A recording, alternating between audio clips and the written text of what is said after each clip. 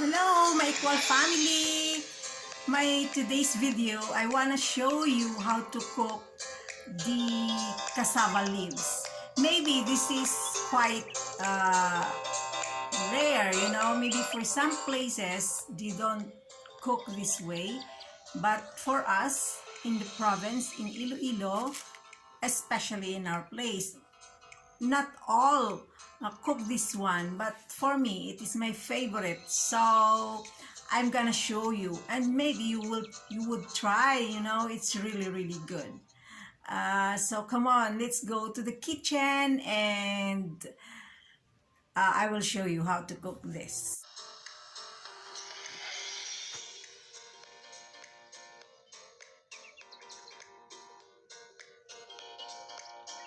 To cook these young leaves of cassava, and I will put coconut milk and anchovies. The first time I'm gonna use this chopper. I don't know how to use this one. That's one.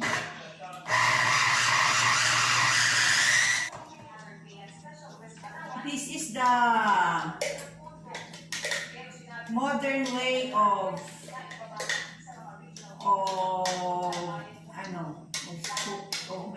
chopping. This in Philippines before, we are using this lusong and the halpo.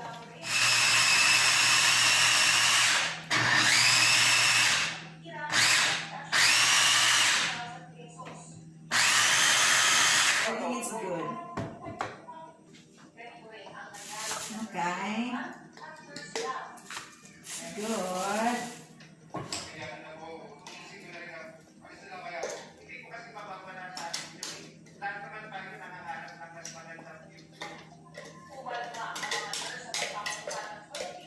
This is chopping these cassava leaves, the young leaves of cassava. This is my favorite, one of my favorite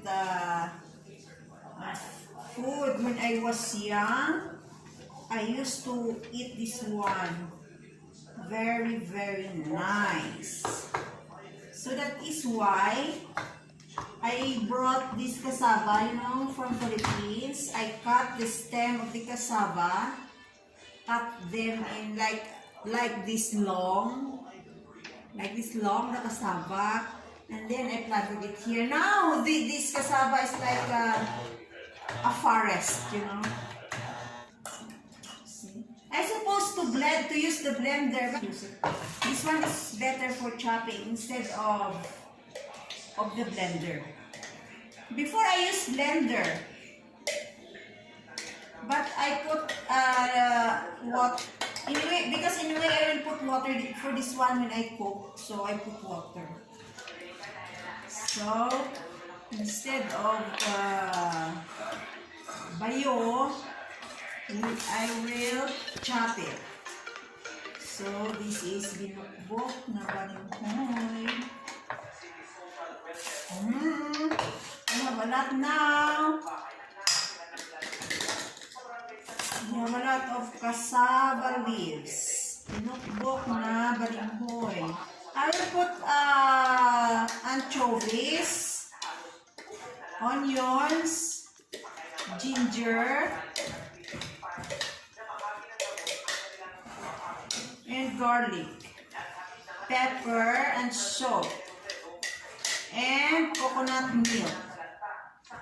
So that's the ingredients of my binukbok na balinghoy. I will put this one in a pot, put some water, and then on top of that I will put the onion, chopped onions, garlic, ginger, anchovies, and I will cook it a little bit, and then I will put coconut milk, and I will also put some pepper, the hot pepper, but I will just put a little bit. because I don't like hot. I like spicy. So the modern way of doing these things is is quicker than the primitive way. And done. See? Very quick. This is quick.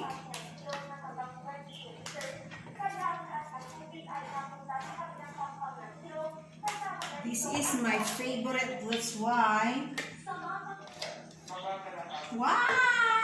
I have a lot of cassava leaves. So I will put water. So this is it. I will put this onions, these chopped onions.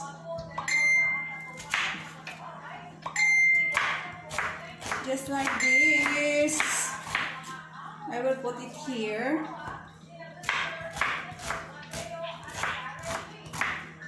This one.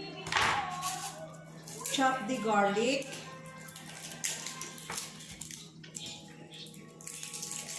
And the ginger. Chop the ginger. Right. Then chop the onions.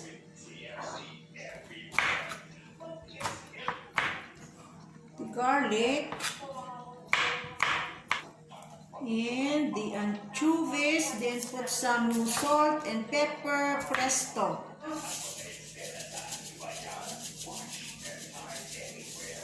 Here, the anchovies is here. Presto! I have binukbok na balinghoy. So that's it. I will cook until it will be, I will wait until it will be cooked. And then for now, I will boil my corn from my garden. I put this in the freezer. So now I will cook it again because I want to eat this one with that cassava leaves that is cooked with anchovy. Chopped cassava leaves is almost done, and this is my corn. So guys, this is my chopped cassava. Okay, I will eat now. This is my lunch. It's already 2 o'clock here, and this is my lunch, together with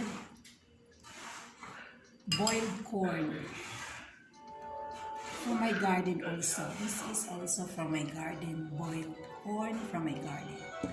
And this cassava, chopped cassava for my lunch. Come on, share with me.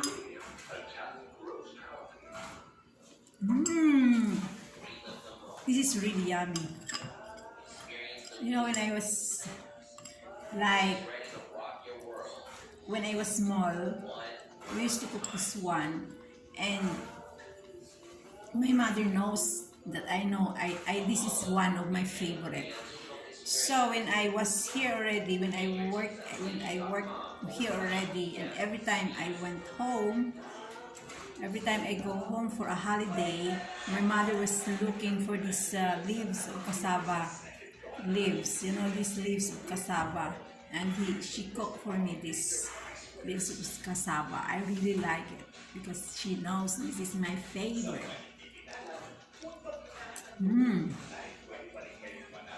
Nice.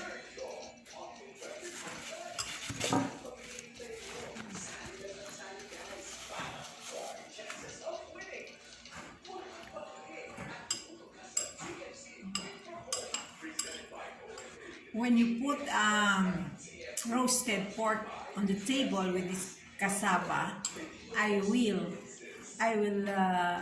take this one rather than the pork, you know. This is real good. Try it, guys, try it. Try it.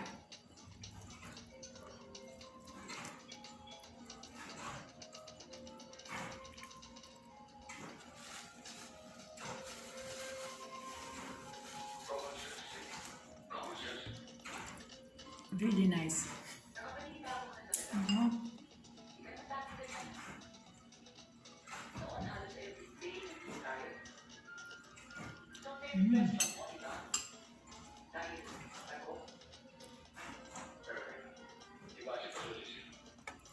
One of my colleagues, I gave her last 2 weeks ago. She liked it too. She liked it too.